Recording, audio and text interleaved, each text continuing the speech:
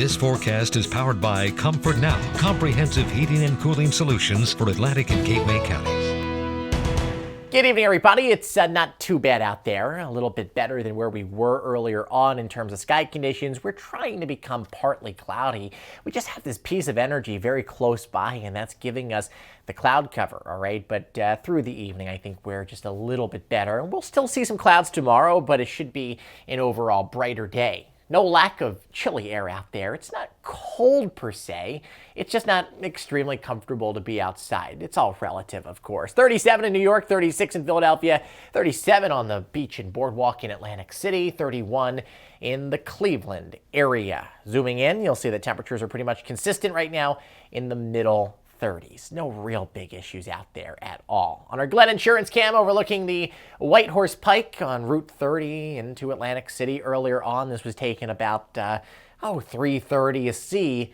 We have plenty of low clouds out there. Kind of a dingy day. High temperature at the airport in Egg Harbor Township, 47 degrees, and that's exactly where we were thinking. North-northwest winds at about 10 to 15 miles an hour, and we even had a couple light showers come through, making for just a wee bit of measurable precipitation. Winds right now, oh boy, like 20 to 25 miles an hour, and it's making it feel a bit chillier.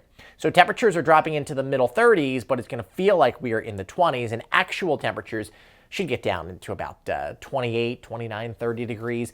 Pine Barrens, probably lower 30s along the coastal plain. It's cold, but again, like I said earlier in the afternoon, it's not an extreme cold. This is where our futurecast goes for the rest of the evening. We have breaks in the clouds going into the overnight period. We'll see stars and clouds mixing together. Tomorrow we'll probably wake up to a period of cloudy skies in the morning, depending on your location.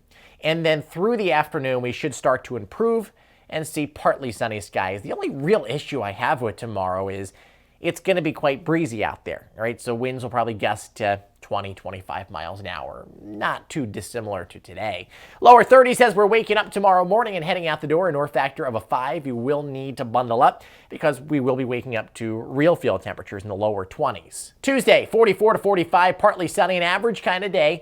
If you're going to be waiting in line at the rally down in Wildwood, just make sure you have layers on because it's going to feel a little bit chilly out there. 41 on Wednesday, partly sunny, less of a breeze. And then going into the weekend, I'm sure a lot of you have been hearing about this. And if I were to post, and this is the issue I have with the weather community on Facebook sometimes, people will post model images of a storm that's beyond 7 days out. And it's absurd to do so because on Friday, the European was showing over a foot of snow for South Jersey. And then over time, it has backed away from that idea. It has brought the low about 200 miles to the southeast of where it was modeled just a few days ago.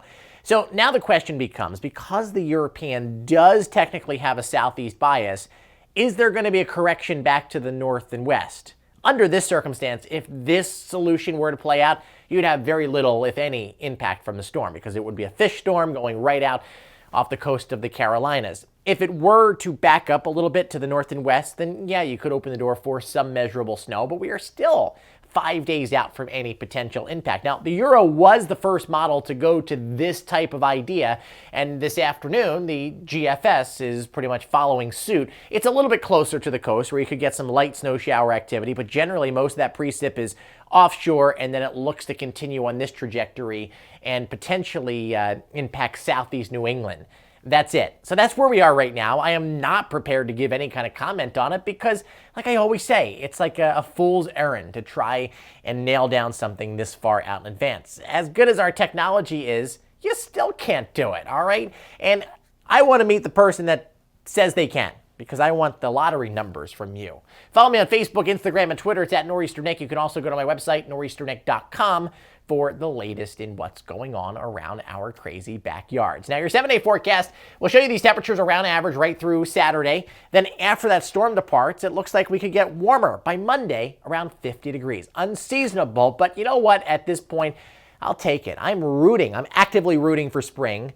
The little flag, it's my remote, but use your imagination here, people. I got stuff to do to my house. I need the warmer stuff. Talk to you later. Have yourselves a good night. I'm sorry, I'm just ranting at this point.